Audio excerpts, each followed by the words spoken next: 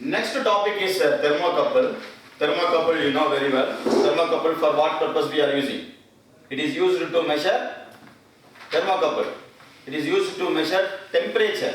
Understand? If you want to measure temperature in some place, then you have to use thermocouple. So this is widely used in industries to measure temperature.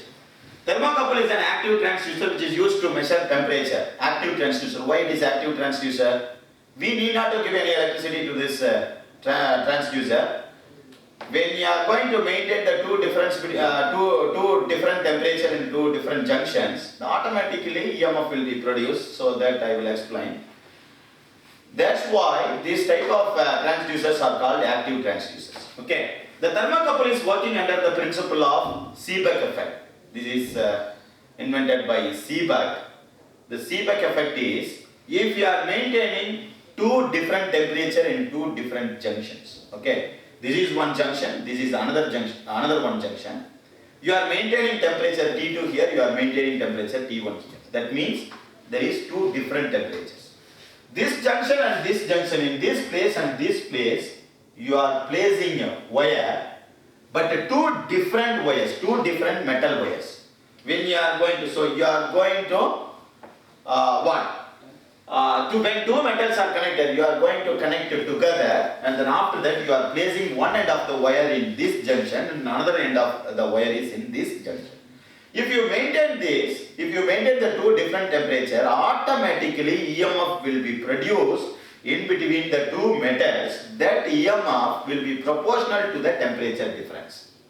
The temperature difference. If there is a small temperature difference, then only little amount of EMF will be produced. If there is a huge temperature difference, then more EMF will be produced. So this is what Seebeck found.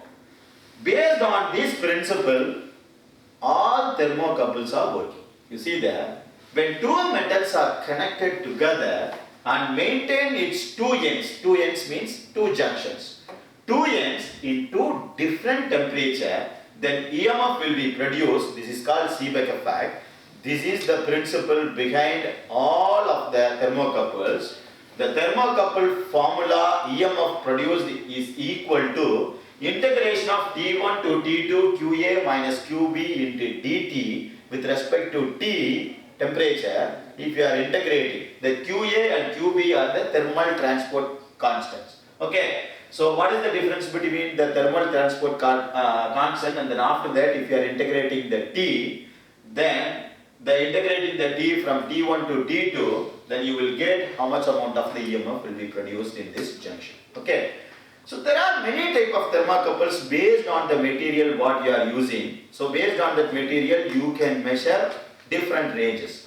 So based on the material we are having the different type, J type, K type, S type. So these are all normally in industry they used to tell we are using K type of thermocouple here, we are using S type of thermocouple here, we are using J type of thermocouple here. So like that only they will pronounce in industries. Okay.